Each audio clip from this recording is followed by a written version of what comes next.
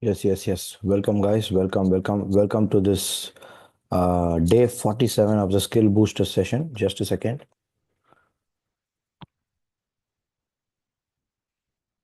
Yes, guys. I totally welcome you to this session. Very good morning. So today, what we're going to learn. So can you hear my audio, guys? Can you confirm me, please? Because I'm connected in a different region. I have to make sure Yes. whether our audio, video, everything is good or not. That's great. Thank you so much. Yes. So welcome to this day 47. See, so far we have been learning many skills with respect to if you take from the day one, okay, we are talking about various skills like let's say sketching skills, wireframe skills. We are talking about how to how to talk in the interview, how to what you call choose colors. In fact, we saw about a typeface. There are a lot more things yet to come.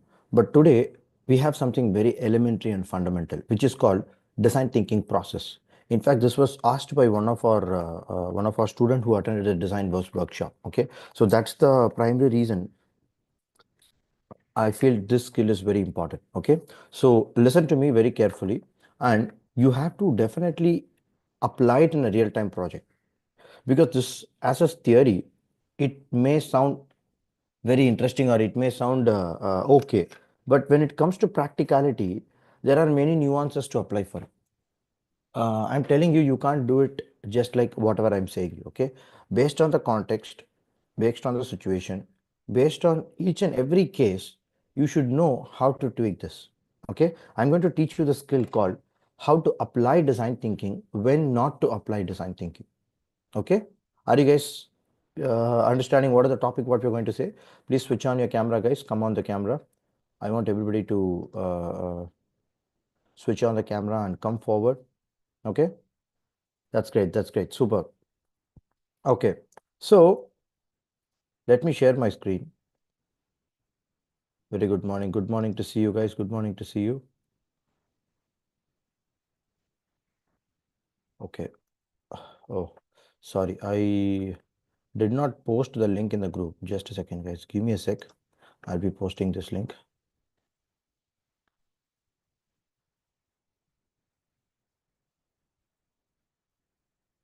Okay. Okay. And let me take the YouTube.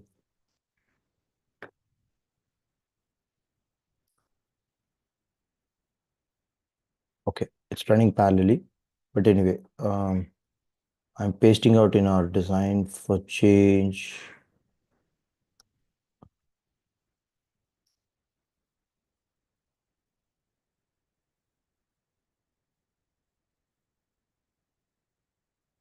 Okay. Where do I post it? Okay. Yes. Okay, guys. Now let's start this communication. Okay.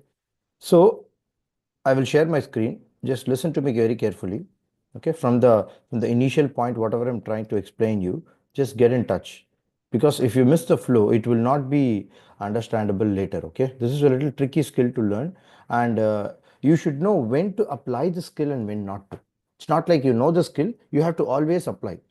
It is more important when you are disengaging from this. That's the reason I'm telling you again, okay? Chalo. So we are in the day 47, okay?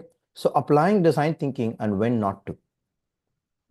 Like let's say this is also a way to understand certain imposter syndrome. So many people are very obsessed towards oh, I need to learn this what you call design thinking. It's a mandatory skill. I have to really go and apply it. What if I'm not really good at it? Many people have that imposter syndrome. Just because this word existed. See, first of all, there is no syllabus in design. Yesterday we saw that how we can able to create a learning path from this customized what you call way of approaching. Okay, so design doesn't have any kind of a boundary. You can learn all the 139 skills also, and you can still learn lifelong. You can learn. There is no problem. But at some point of time, you will have to stop and ask this question: what do I really need in my career at this point of time? If you ask that question, all of the skill will be very useful for you whenever it is required. Okay, it is not a school college where you keep on learning and then you forget it after some time. You are practically going to apply it. I'm going to give you a live activity as well. Okay, you're going to solve that. Okay, first of all, This is a tool for building your confidence and handling the design complex iterative nature. See, design is always complex in nature. It is very iterative. You cannot solve the design problem with a linear way of approach. Oh, let me take this problem statement, let me do a research, let me do ideation, let me do prototyping, let me do testing. It doesn't work that way. Design doesn't work that way. Okay. So imposter syndrome, a non-linear path, creates challenges for designer, adding stress and self-doubt. Right. So that is very common. The objective of this is to help you understand the iterative of design. That is what I'm mainly trying to tell you in this whole lesson. Okay. Because I told you this is a process. Like, let's say when you start a problem statement, you do a research, you do ideation, testing is fine. But many times you will do it one more time because the testing has not come good. The user has not given feedback properly. The user is not satisfied with the product. What do? I'll have to ask him what is the feedback. Oh, this input is not captured. Let me go back to the input, research, ideation, prototype, testing. If the customer is happy, good. If he's still not happy, then we'll have to iterate. Okay, product and all is good. Only the functionality is little bit. So now think about perfecting it. Think about more ideas. Think about more perfection, like how we can able to attention to details and do it. Okay. So any point of time, you will have to iterate this nature. This is actually called a design process, design thinking process. Okay. In general, again, there is no rule like somebody has written, you have to memorize, you'll have to follow. This is a very good approach which has been worked and proven across many industries. So that is the reason we are taking this use case. Okay. But also the reason why this design thinking process has been quoted, this is very important, is this has been proven and tested with thousands of business models. Are you guys getting it? That is the exact reason this has been blindly followed by many people, including me. We also follow every single day in our office, in our work life, in our product design thinking methodology, the same design thinking approach. The reason being, it has been well proven. Don Norman has actually written this design thinking process. Okay. And there is a studio called IDEO. There is a book called Change by Design. You can read the book by David Kelly and Tom Kelly. Okay, these people were like the founders of IDEO, and they have written this book called Change by Design. You can definitely read that book. It is a wonderful book where it will give you a very new perspective of design. What you can expect out of this design, and how you can iterate, and how you can become so flexible around it.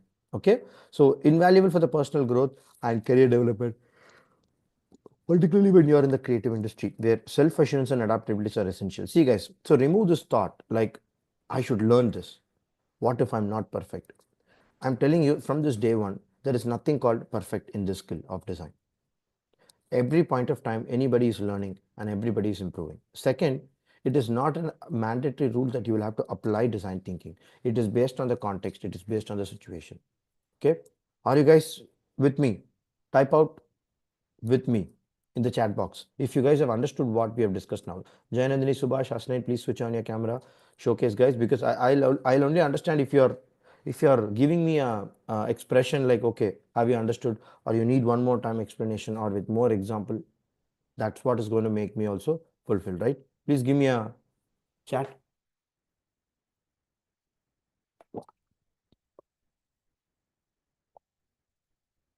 Chat box is open, guys. Just a second, wait. Yeah, it's open for all. Type out in line. Type out with me. Okay, good, good, excellent, excellent. So why the skill is very important? First of all, this skill helps you in building confidence. If you have a process in place, you will have an enormous confidence coming inside you, and nobody can stop that. What happens when you have enough confidence? You will take a risk. You will take an iterative approach. See, iterative approach means more cost, more time you're spending on research, you're spending on project, right? So your company doesn't want to do that. No company wants that. Every company wants everything in a first attempt right. Because if I have to spend manpower, like let's say if Shavi is working, Jayanandan is working in my design studio, if they're doing 1 month of research, 1 month of prototyping, 1 month of ideation, 1 month of testing, 4 months they're taking for developing a product. If the testing tells that the product needs more usability function to be addressed, it is not user friendly, then Chavi and Jayanandini will again work for 1 more month researching about the requirement. So the project timeline goes to 5 months. Okay, let's say if I have to pay 1 lakh for Shavi and 1 lakh for Jainanjani, already 4 lakhs I have to pay. And one more person is there, Shavi, and I have to pay 8 lakhs. If I have to spend 8 lakhs and I will get only 10 or 12 lakhs from the customer, then only 4 lakhs is my profit. Very simple, right? But again, if the customer is saying, hey, your product is not really user friendly, it is not addressing the need, whatever I'm looking for, the interface looks confusing, I don't really care about, I don't really understand what is the functionality of it, I will take the competitor. If let's say a customer is telling like that, what happens? The entire product development lifecycle goes again in toss. Your management will ask you to do again what is the problem and go and fix it. You will take another more month. Company has to pay you 1 more lakh for you, 1 more lakh for Jainanjali. So the project now is 10 lakhs. This is how the project incurs. This is how the company thinks about you building into an organization. Okay. So if you are a design thinker, if you are a very smart design thinker, if you know the iterative nature of this design, you can do this design thinking process in just 10 days instead of 1 month. In first 1 week, you can able to complete the design thinking research. In the second week, you can able to complete the what you call ideation. The third week, you can complete the prototyping. Fourth week, you can do the testing. You can do it fast because you know mistakes will come. You know it's not perfect. You know people will give feedback. And the second month, you complete the feedbacks whatever people have given as a testing input. You benchmark with the competitors also. You try to do the multiple A/B split testing methods. And then in the second month, you are making this product more perfect. And in the end of the second month, you're launching the version 2 of this product and then you're testing it again 25 users. What happens? Everybody likes it. Third month, you have launched this product. You're doing it very, very fast and iterative, not in a perfection mode. Okay, so you will have to understand that design thinking is approached in a more accelerated way in this case. Second, let's say if your company is only benchmarking, if they're going to target your company, your competitors, okay, what you have to do? You have to take that inputs from the competitor. What competitor product is there? Like let's say if he's your competitor, he wants to go and sell, you're going to sell another headphones like this, okay? See what has good worked for him, what their customers are talking, because the base is already fixed, the design is already there, the customer is already there, the user persona for this is already there, right? You're being very smart, you're not doing the entire design thinking process again. You're stopping the process, you're directly making the prototype because everything is there. You don't have to reinvent the wheel. If Swiggy, if there is a competition for Swiggy, they don't have to do the user persona again. They know very clearly he's going to order the food and he's going to come for them. At that time, I'll cut down the entire research. I'll cut down the entire ideation. I will immediately start making some prototypes and I will test it. Again, I will iterate it. Again, I will iterate it. So I will spend my 1 month time for only prototype testing, iteration, iteration, iteration. What happens? I will make better than this guy. This will be 20 times, 20 times, or maybe 5 times better than this guy because I've already crossed the design thinking process and then I've approached it and I got the result. See, you being very smart. It's not like, oh, design thinking methodology, yeah, I have to do the user research, I have to do this is what Don Norman said, this is what I memorized. Don't talk like that. You'll have to understand the use case and know when to apply, when not to apply. That is what is going to make you set apart being a timely design thinker. And if you follow that approach, a project typically takes 3 months, 4 months. You are completing it in 2 months. What happens to the company? They are going to save 2 lakhs. And two of you are worked and they have saved another 2 lakhs. So 4 lakhs is saved for the company. And in a total, the iteration cost and everything, the company is saying 4 lakhs means the company will not have problem to pay you extra 25,000 per month. If you do 4 projects like this in a year and you complete this really, really fast, next year you don't have to ask promotion at all. Automatically the company will give you, hey, your salary is 1 lakh. Let me give you 1,25,000. All the best, Shavi. Please come and work here and we'll be more than happy to work. And now we are giving you a little complex problem. Will you take it? Yes, sir. I'm more than happy to take it. Who's the client? What is the project? Let me go to the field. Let me analyze. Let me iterate. Let me make the design. This is how you grow. And this is how you understand design thinking process is not linear. It is all based on the context. It is not based on the situation. Type out yes if you understood what I said now. Type out yes if you understand the numbers, what I explained with you now.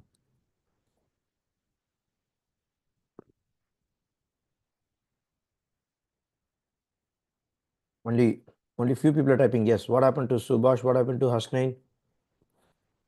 What happened to the others? Tell me guys if you're in line.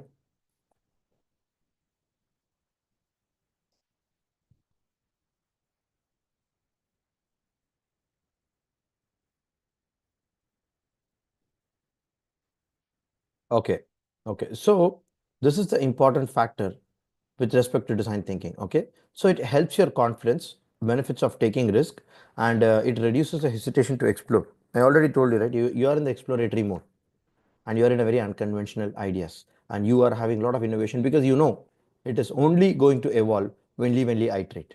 Design can only become better when you iterate, guys. Not sitting in one design concept will not make it what you call perfect. Okay, it improves your self perception, increase awareness of their own value and accomplishment. I told you an example, so you should have understood now what is your value being add in the company as a designer. Okay, it encourages your adaptability, flexibility in problem solving. Like I'm telling you guys, if you apply this design thinking consciously, I have seen myself, any kind of a problem statement given, you will adopt. Where other designers will complain, I don't have enough inputs, client, how can I solve this problem? You'll complain your management. See, they have not given me anything. They have just asked me to build the screen. What I'll do? Yeah, they will ask you to build the screen only. Do you think they are Don Norman to give you all the design inputs? It's your responsibility to understand this is the problem state, this is the problem I'm going to solve. For that, what I have to do? I have to explore, I have to research, I have to bring ideas, I have to do iteration, I have to test it, I have to bring a lot of screens, I have to put 2, 3 concepts in front of my customer and test it. You have to take a responsibility to do it. So people who are very rigid towards this, they are having big problems in their career. People who are flexible towards understanding the situation, they go and approach it in a far more different way. That's what I've seen in my career so far. Okay. And the comfort with uncertainty, you will embrace that mindset, guys. This is most important. You will start loving that. How many of you are in line with this? See, you will develop a mindset towards this is how the project will be. Let me adopt, let me learn, let me do it. Okay. See, guys, if you go to my podcast channel from the episode 186 to 200, I think from 186 to 200, I guess, I have really contributed a tribute to this design thinking methodology. Because while I go very deeply into the design, I understood this is a very, very good approach people have invented. What I did is I researched design thinking in a far more different way. Okay, I understood what else can be done with the design thinking, how design thinking can be applied to politics, how design thinking can be applied to education, how design thinking can be applied to policy level changes. What I did is I tried to understand in a far more different way. I recorded 7 or 8 podcasts in a continuous row. You can listen from 190 to 200. I mean, I think that is the very important material you can read about it. Okay, because we have gone very deep into it. We have gone very deep into it, and it will make a lot of connect for you, and your iterative nature will definitely grow very differently. Because this class is okay, this is a one part of it, but if you go and understand the other podcast and audio materials, I have given you a lot of resources also over there. You can go and listen to it. Okay, so you can I think you can come from the reverse, from the 200 to 199, 197. If you go reverse, I think 7 or 8 podcasts we have recorded. Okay, think about it. In fact, I have taken a lot of references from this Don Norman book, and then the design thinking methodology, Change by Design, and I have taken a lot of statistics and information as well. Okay, yes, fine, guys. So that is the thing. So it prepares you for the real world challenges, and also it reduces your burnout. The moment if you know that this is an iterative process, 1 second, guys, give me a second.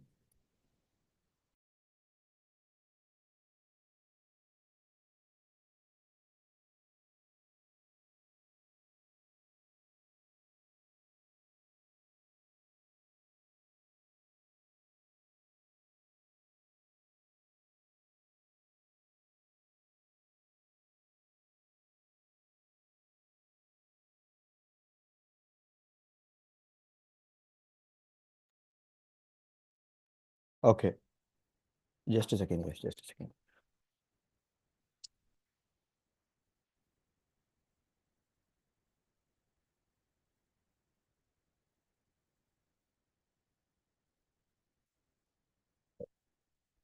Yeah. So it prepares you for a real world challenge, and automatically your burnout will come down because you know it's an iterative process. You will never regret it, and you will have a time planning for that. Okay. So this is the thing, project relevance, and it helps you build that, and the mental ability for you to build that design thinking process will be really, really good, and definitely it's going to be a great supporter for your career, guys. Okay, so what is this imposter syndrome and why are we talking it now?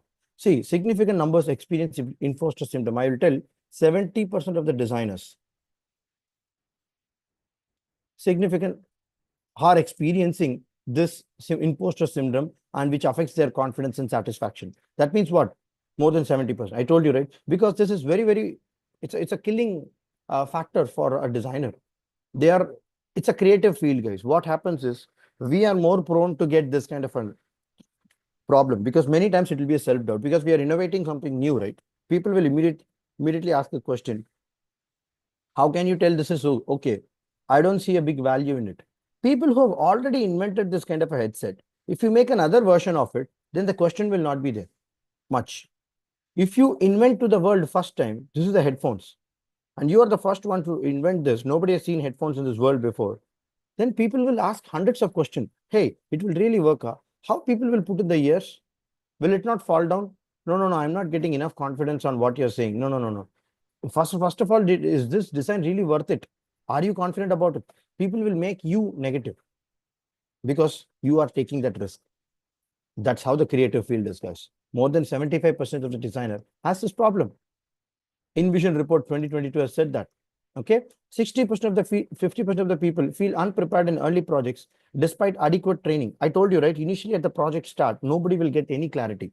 Going on iteration will only produce that information. You will have to be very careful about it. Imposter syndrome can lower your satisfaction by 30% for creatives with high rates in design. APA statistics have told that. So what does that mean? It is very common to understand this is the part of the process.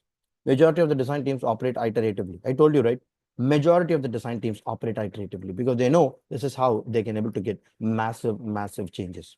70% of the project undergo at least one major revision. I told you, right? Revision is a part of the process. So you will have to know thinking process is not that process which is going to go linear. It is many times non-linear. It is many times skipped. It is many times cut short. It is many times even extended. It is many times being more iterative and iterative and iterative. Some of the project I've seen 100 times iterative. You know how much? I'll tell you an interesting story, guys. Listen to me. This is a Apple headset, okay? It's one of the very, very prominent design which people used to call. It's extraordinary quality headset, okay? Even it will act more than a 20-30,000 rupees heads. What you call microphones. There is a story behind this. 15 years before, okay? Apple has come up with the same design only, I think 15 or 12 years before. But the packaging and all was very different. At that time, only iPhone was there, 2007, 2009 or something. I mean, 2005 or 6 or something, okay? And after that, what happened? This iPod is very famous. People used to listen to this audio and all a lot, okay? So, Apple has developed 90 different prototypes, 90. Listen to me very carefully. 90 different prototypes, same like this. That means 90 different design cycles. And each of the 90 cycles, like let's say you take one cycle, one product, one prototype, they have tested with 300 users. So 90 into 300, how much? Close to, I think 2,700, right? 90 into 27, how much? Okay, can somebody help me in the calculator? 90 into 300. 27,000, correct. So the point is 27,000 users data they have collected and their ear profile, and they've drawn the map, and they've understood what is the common ergonomic fit that I can able to make for this design, which can able to fit majority of my user. And the 300 users are from various countries, various ethnographic background, various height, men, female, people who are doing fitness, people who are doing normal sports, people who are doing cooking. How this year can able to fit in all the sizes. You will not believe, guys, they have arrived a successful size, which industry has benchmarked it. Everybody has literally copied this, and everybody wants to take that data because it's proven. You don't have to reiterate the design thinking process there, right? You can see in the market, many designs are like this. Have you seen? Have you analyzed? First one to invent one was this, guys, because they know this is an iterative process. It's not one iteration, 90 iterative design. They've collected the data and then they've formulated this design. And that's why it's robust, it's foolproof. Nobody else can beat it. All of their AirPod Pro and all later came with only this outer profile because that user data is very comfortable. You can put this and you can run, nothing will happen. Other headphones, I'll tell you what happens. Either it will come out a little bit, you will feel very tight fit, you will feel like nausea. Okay, but this is a sweet spot. You can do it for 5 hours, 6 hours. I used to conduct my long sessions like this. Nothing happens. That is actually user-centric design. A successful product will only evolve based on iteration, not by sitting on only one idea. Let me make this idea. See how your project and portfolio looks. Many times you are only projecting only one idea. Majority of the times you guys are projecting only one idea. That's why I expect show your failures, show your iteration, show as much as iterations as possible, and that is going to only bring you a lot of clarity. 70% of the project go undergo one revision. So non-linear leads to 20% higher success rates in innovation due to flexibility. McKinsey report says. So this is the major principle, guys. So let me give you one hack. First of all, this non-linearity, iterative problem, everything is coming, right? I will give you one example, guys. Okay, leave this part. Let me help you with one small clarity. Take any one of your projects, which is there in your earlier portfolio, and try to understand how has the design thinking process evolved in your nature. If I ask the students, what is the process you have really applied in creating this solution? People are they are just, they are blank. They don't know what process they have really taken. They don't know what process have they applied consciously. They're saying, sir, I have taken problem statement, I've taken user journey, I've taken user persona, I've taken this. No. You have to understand consciously, you may have gone through the non-linear process also. Please try to document it for your last project. And think about how we can able to even iterate more and then document it again. See, you will see a huge difference, guys. See, it is a skill. You have to know what consciously process you're applying and what not you're applying. If you're not conscious about it, you will have a big time problems going forward. Okay. So that is why it is very important. Just a second. So focus on reframing negative thoughts. I'm not qualified. See, guys, to improve the design imposter syndrome, you can use this what you call affirmation method. Focus on reframing your negative thoughts. I'm not qualified. What you call, I don't know the design thinking process. Don't tell that. Tell always, I'm in the process of learning. I'm in the process of iterating. See, that's why I told you. The mindset what you're going to inculcate through this, it's very different. Okay. An example. Use affirmations or positive self-talk. In your personal codex, there is already enough affirmations and positive self-talk given to you. Try to go and indicate and learn it. Okay. So it will increase your confidence. And yeah, similarly, all these things I can able to tell you, but imposter syndrome is one thing which I wanted to highlight you. Okay. So neuroscientifically, what happens? Neuroscientifically, I'll tell you guys. Completing a small task releases dopamine. Okay. Like let's say in the start of the day, if you're not completing any task or any activity, you'll feel very depressing. But when you segregate a small task and then when you complete it on time, what happens? Dopamine hit comes and you will feel satisfied and that will energize you to do lot of work. This is how you multiply your time and then your work. If you focus on the low priority task in the morning, what happens? It will reduce all of your what you call energy and you'll feel so exhausted in the mid of the day itself. Okay. So micro goals and motivation, achieving the small goals, and that keeps you in a great momentum. Okay. And the positive reinforcement, regular small achievement can help you counteract. I've seen a lot of people who are working in design. They have a big chunk of goal and then they don't do anything in the full day. Break it down into small goals. First, let me do iteration. First, let me do ideation. First, let me do prototype. First, let me do research. If you try to break down into a small task, then you will see a big task getting accomplished. It's a small time management hack, but it scientifically improves your dopamine hit. If your dopamine hit goes high, you'll stay motivated to do that activity a lot. Okay. Cognitive flexibility increases. It improves your problem solving skills. It supports your new approaches and it majorly builds your resilience towards building a new pattern inside your brain. I told you, right? Your neuroplasticity is very important when you're building a new pattern for learning. If your learning comes in that way, I'll tell you your strength towards design process will be untouchable.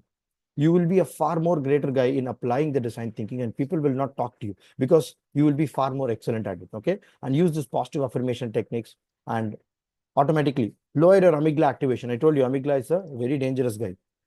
Okay, it's an animal behavior thinking. So you will have to always activate prefrontal cortex. Okay, it's focused on creativity. How are creativity and what you call forefront, you get mission, you get vision, you get goals, you get aspiration. That's why your blood sugar oxygen level should be more activated for the prefrontal cortex, not amygdala. If you just like that leave, amygdala will automatically take over because that animal nature is already there with us for billions of years. That's been encoded in our DNA. We can't change it. But this guy is a new guy. You will have to practice it. It will only come on certain times. But if you practice it again and again and again, automatically the self-doubt, all these things will run away and you will be having a lot of clarity towards going forward. Okay. Airbnb's non-linear design thinking process. This is a great example, guys. See, Airbnb, when they launched in 2011, they are completely out of this game. They are not very sure about what they're doing. They iterated the design process and you will not believe they have improved their product. In 2016, they become ultimate at it and result is refined and higher user satisfaction happens and everybody started using Airbnb. The business growth was exorbitantly high. They have exactly used non-linear design thinking. There are a lot of examples I can give you, but this is one good example which I wanted to quote you. Okay. Yes. So what are the practical methods to do? Breaking down process into micro goals. This is the only way to avoid your what you call this overwhelm, guys. Okay. Make sure you're following that small task. There is a book called Eat That Frog by Brian Tracy. You can order in Amazon. It's a wonderful book. Okay. You can order that book and you will know what is meant by time chunking, what is meant by salami slice method, how we can able to little bit chunk your times and start working because 15 minutes is the attention span we will have. After that, we needed a little break. We can't work like 4 hours in full stretch. 15 minutes. It doesn't mean 15 minutes you have to take a break again. After that, 2-3 minutes, you will be a little distracted. I mean, your mind needs a different distraction. Again, 15 minutes, 5 minutes break. Again, 15 minutes. This is how you break down the small task from the very big task and then you start doing it. Okay. Yes. And you can start journaling for self-reflection. Write down after your goals, like let's say, what is your takeaway? What's your achievement? What's your skill? Because once you're reflecting it back, that's why if you start writing goals, automatically it will come underneath. You will automatically know your goals will change based on your what you call the activities, what you're doing on every single day. It provides a positive record and accomplishment. And you can use prompts, like let's say, provide me some reflection. You can upload your goals in the Codex document and also ask for reflection. How am I evolving compared to my first goal till now? Okay. Your Codex Copilot will help you to learn that. Use rapid prototyping tools. You can use Figma, InVision, Miro. Like these are like wonderful tools where you can able to do a lot of iterations over and over and again. Okay. And it will reinforce the idea of mistake. In fact, if you go to Miro also, there are a lot of templates which will show iterative nature because they know design is all about iteration. Okay. Quickly testing it out and adapt based on immediate effect. Yes. And get continuous feedback. See, guys, if you follow the small breakdown of method and if you reflect and if you start working on rapid way of prototyping and if you get feedback from the people, your design thinking process will be much more seamless. You will have a good confidence going forward. Okay. So this is all about the skill, guys. Live activity, I already told you, please take your one project and start understanding that and go very detailed. Okay. So these are all the AI tools, guys. You can take a screenshot of it and we can use a tool called Otter.ai, Figma, InVision, Canva, Miro. Grammarly is for correcting your mistakes. Rescue Time, it's a wonderful tool. It's a monitor productivity and manage focus during design projects. Speechify, excellent tool. Improve your verbal communication confidence, especially for presentations. Behance Portfolio Review, Prepin.ai, customized interview preparation for imposter syndrome challenges. So what happens? These AI tools will help you. And there is a tool called Udly.ai. This will also help you to improve your presentation and the way in which you present your work to others. And you will see iteration is a part of it. Multiple times, 5 times, 10 times, 20 times, 30 times, 100 times. Sometimes you will have to iterate your project in order to get some result. But more important, you will have to show that in your interviews. That is why I'm telling you this. If you're not showcasing in the interview, how come people will know that you're very flexible towards learning? Think about it. That is the most important thing. Okay. And yeah, call to action. Please listen to the podcast, guys. This is a very, very important information. There is a detailed podcast which we have recorded for design thinking. Okay. Design thinking podcast from, I think, from 185 to 200 episodes. 15 episodes. It's all 10 minutes. Okay. Listen to it. And we have a webinar on November 14th, guys. I'll let you know. We are having a very special webinar. Okay. You guys will be notified accordingly, not a problem. And also you can explore in the YouTube and yeah. So non-linearity is a part of the process. Kindly do it. That's what I'm going to tell you at the last. Okay. Got it, guys? Are you guys okay with what I've explained? Any doubts is there? Quickly ask me.